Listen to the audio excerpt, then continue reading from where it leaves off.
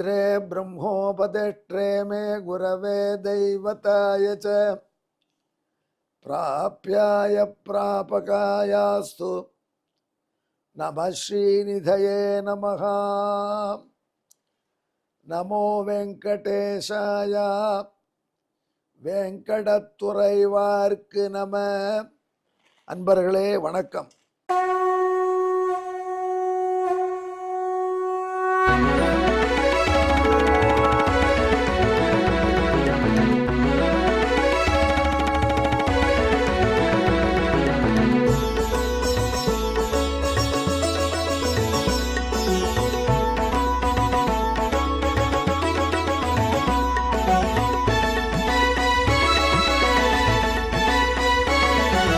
सहस्रनामं सहस्रनामं श्रीवेंकटेश सहस्रनामं सहस्रनामं सहस्रनामं श्रीवेंकटेश सहस्रनामं.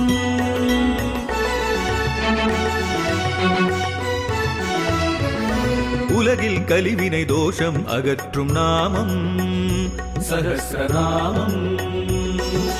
உயர்வுகளை வாழ்வில் அளிக்கும் நாமம் சகஸ்ரநாமம். திருமலையில் தினம் அர்ச்சனை நடைபெறும் நாமம் சகஸ்ரநாமம். திருவேங்கடனின் தரிசனம் காட்டும் நாமம் சகஸ்ரநாமம். சகஸ்ரநாமம் சகஸ்ரநாமம் श्रीवेंकटेश सहस्रनामं सहस्रनामं सहस्रनामं श्रीवेंकटेश सहस्रनामं. இப்பொழுது நாம் திருவேங்கடமுடியானுடைய திவ்ய சகஸ்ரநாமத்திலே 491வது திருநாமத்தை அனுபவிக்கக்கூடிய பாக்கியம் பெற்றிருக்கிறோம். இந்த திருநாமம் கர்மேசகா என்பது.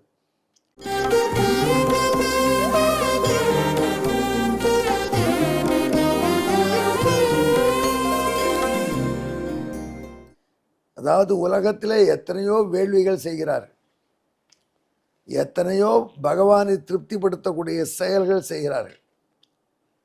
அதை அவரவர்கள் அவரவருக்கு இஷ்ட தேவதையை குறித்தும் செய்கிறார்கள். ஆனால் இவைகள் அனைத்துக்கும் எஜமானன் உடையவன் யாரு என்றால் பரமசத்துவ சமாஸ்ரயன்னு சொல்லக்கூடிய சாத்விக குணங்களே நிறைந்த சாத்விகமே வடிவெடுத்த திருவேங்கடமுடையான்.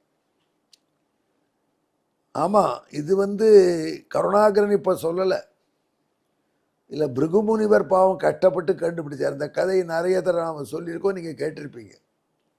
சரஸ்வதி நதி தீரத்திலே ரிஷிகள் வேள்வி செய்ய வேண்டும் என்று ஆரம்பித்தார்கள். யாரை குறித்து? முதல் கேள்வி யாரை குறித்து பண்ணணும்? எத்தனையோ வகையான தேவதைகள் உண்டுப்பா, அதில் சத்துவகுணமே நிறைந்திய தெய்வத்தை குறித்து தான் நமக்கு செய்யணும். ஏன் அந்த தேவத்தை பொல்லாத தேவதையாக இருந்தால் அது நாம் எதாவது தப்பு பண்ண தலையை வெட்டி கொடுத்தனா பெரிய கஷ்டம் அது.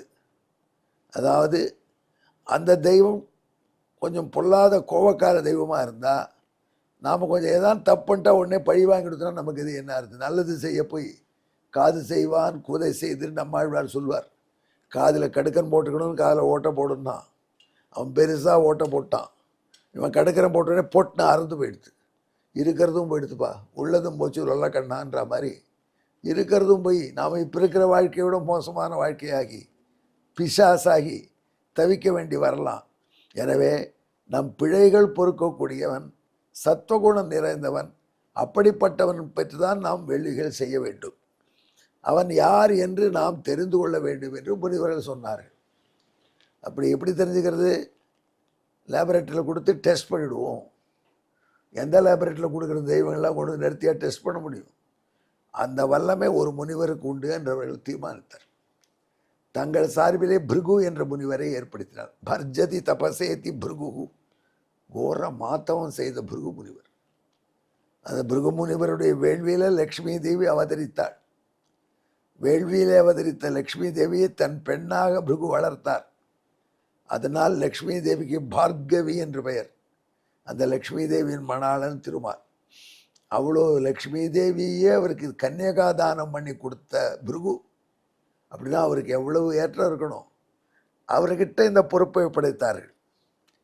அவர் சரி என்று ஏற்றுக்கொண்டு முதல்ல தன்னுடைய தகப்பனாரான பிரம்மா, படைக்கும் கடவுள் என்று மும்மூர்த்திகளிலே பறக்க பேசப்படக்கூடிய திருமால், அவருடைய பிரம்மா அவருடைய சத்தியலோகத்துக்கு போனார்.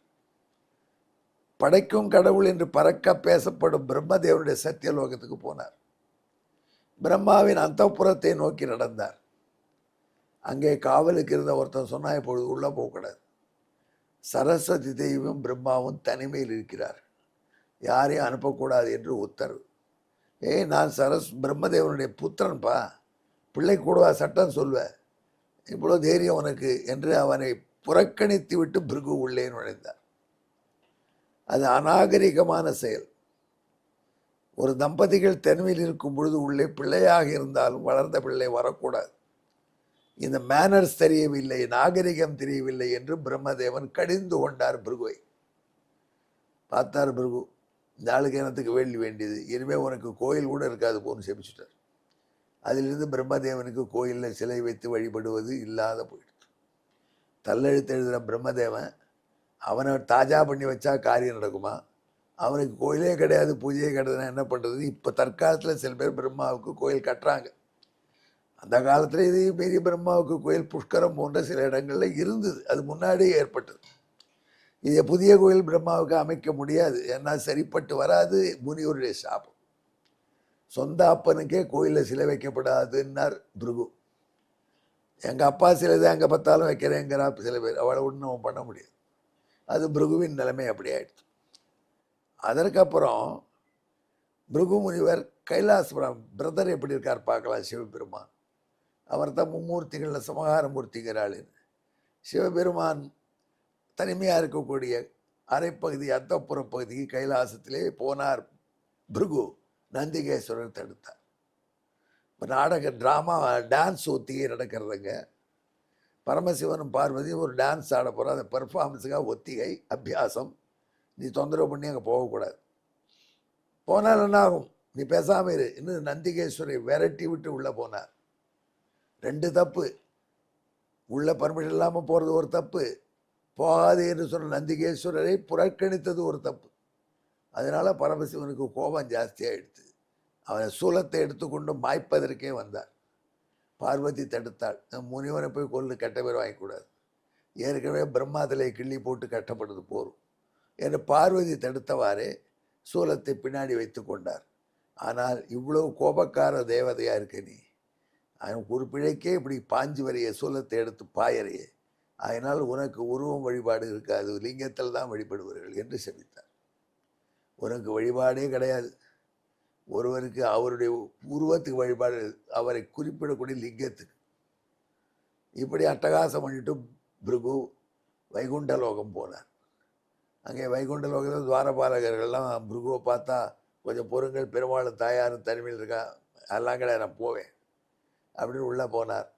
பார்க்கடலே பையத்து என்ற பரந்தாமன், காலடியை வருடி கொண்டிருக்காள் லக்ஷ்மி. நேராக போனார்.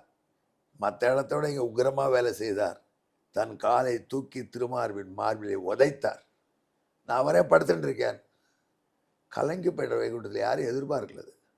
ஆனால் படுத்தின திருமால் எழுந்தான். என் மார்பிளையா உதைச்ச, என் வீட்டுக்குள்ளே எட்டி, என் அந்தப்புறத்தில் வந்து என் மனைவிக்கு எதிர என் மார்பில் உதைச்சையா நீ என்று கோச்சிக்கல. அதான் ஏதோ பாவம் வெறியில் வந்திருக்கான், உதைச்சிட்டான்னு. மகரிஷி, இப்படி என் மார்பில் போய் உன் வெறுங்காலால் உதைச்சிக்கிறேன். மார்பு எவ்வளோ கரடு முரடு, எத்தனை அசுரர்கள் பானம் போட்டிருக்கா, வேல் போட்டிருக்கா, வீசியிருக்கா ஆயுதங்களை, கல்லை கூட வீசியிருக்கான். கரடு முரடாக இருக்கும். அதில் போய் புவிலும் மென்மையான தங்கள் திருவடியை இந்த மார்பிலை வைத்தீர்களேன்னு எம்பெருமான் பிருகுவை உட்கார வைத்து வெந்நீர் கொண்டு வர சொல்லி லக்ஷ்மியிடம் அந்த வெந்நீரால் ஒத்தடம் கொடுத்தான். பிருகு வந்துட்டார். இவன்தான் எல்லா கர்மாக்களும் ஆராதிக்கப்பட தகுதியார். சர்வகர்ம சமாராத்யா. அதிலிருந்து பகவானுக்கு எல்லா கர்மாவுக்கும் அவன்தான் வழிபடும் தெய்வம். அதனால்தான் சொல்கிறார்கள், ஆகாஷாத் பதிதம் தோயம் யதா கச்சதி சாகரம் சர்வதேவ நமஸ்காரஹா கேசவம் பிரதி கச்சதி. வானத்திலிருந்து விழுந்த தண்ணீர் அல்டிமேட்லி கடலுக்கு தான் போகணும். எப்படி அல்டிமேட்லி ஏன்னு சொல்கிறோம்னா, நாங்கள் நல்லா சாக்கடையை கட்டிட்டோம், எத்தனை வெள்ளம் வந்தாலும் வடிகால் இருக்குன்னு சொன்னால் எல்லாம் கடலுக்கு தான் போகும் எப்படியான ஒரு வழியில். எந்த தேவதையை வணங்கினாலும் திருமால் வணக்கமாக தான் இருக்கும். அவன் தான் உள்ளிருந்து எல்லா யஜ்யத்துக்கும் பலன் கொடுக்குறான், எல்லா யாகத்துக்கும் உடையவன் அவனே. எனவே அவனை வழிபடும் பொழுது பயமில்லாமல் வழிபடலாம், கோச்சிக்கவே மாட்டான். பின்ன உதைச்சா கூட சரிங்கிறவன் யார் இருப்பான்? ஆகையினால இந்த திருமாலுக்கு யக்ஞேசன் என்ற பெயராயிற்று. இந்த வரலாற்றை மனதிலே வைத்து கொண்டுதான் இந்த திருநாமம் 491வது திருநாமத்தை நாரதர் அமைக்கிறார். கர்மேசன் என்று சொல்கிறார்.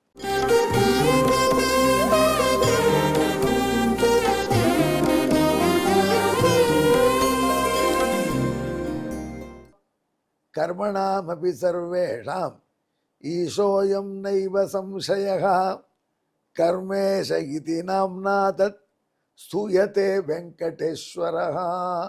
அனைத்து கர்மாக்களுக்கும், அனைத்து வேதத்திலே சொல்லப்பட்ட எல்லா அனுஷ்டானத்துக்கும் தர்மத்துக்கும் தலைவன் உடையவன் எம்பெருமான் வெங்கடாச்சலபதி.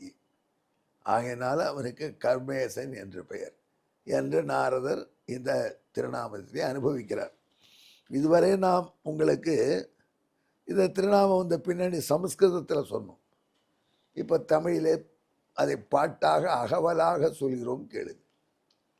பிருகுமுனிவரன் உதைத்த மார்பில் மருவு திருவுர செய்த செய்தி, வாணி நதியின் கரையிலே முனிவர் உணர்ந்த உத்தம நெறி நீதி, அனைத்து கருமங்களுக்கும் உடையவன் அவனே, எனவே அவனே கர்மேசன். அதில் சர்வகர்ம சமாராத்தியனாய், சர்வகர்ம பலப்பிரதனாய், சர்வ கர்மாவுக்கும் உடையவனாய் ப்ரொப்பரேட்டராக இருக்கக்கூடியவன் ஏடுகொண்டலவாடு என்னப்பன் திருமலை அப்பனே. ஆகையினால்தான் எந்த கர்மாக்களை செய்தாலும் நிறைவிலே கிருஷ்ணார்ப்பணம் என்று சொல்கிறார். கிருஷ்ணன் தான் திருவேங்கடமுடையான், இது திருவேங்கடமுடையானுக்கு அர்ப்பணிக்கிறோம் என்று சொல்கிறார். இந்த உணர்வோடு கர்மாக்களை செய்தால் அதில் ஏதேனும் பிழை வந்தாலும் அது நமக்கு எதிர்வினை செய்யாதபடி திருவேங்கடமுடையான் காத்தருள்வான்.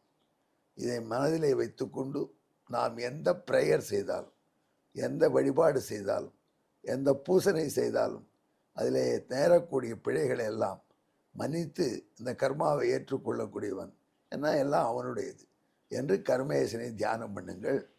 திருவேங்கடமுடையான் திருவடிவத்தை நெஞ்சிலே வைத்துக்கொண்டு எங்கேருடன் கலந்து ஜெபியுங்கள்.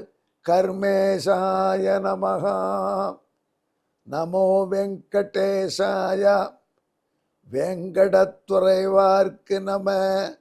நன்றி, வணக்கம்.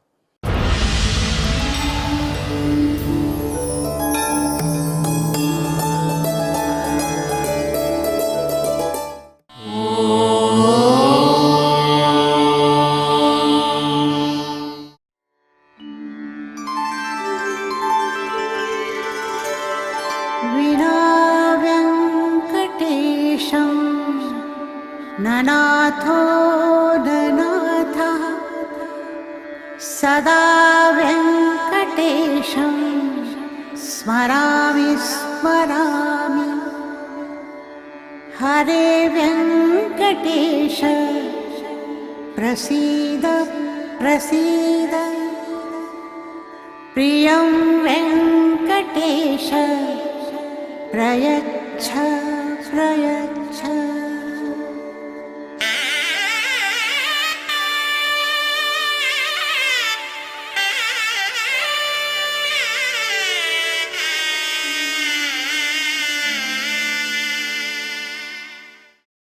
கோவிந்த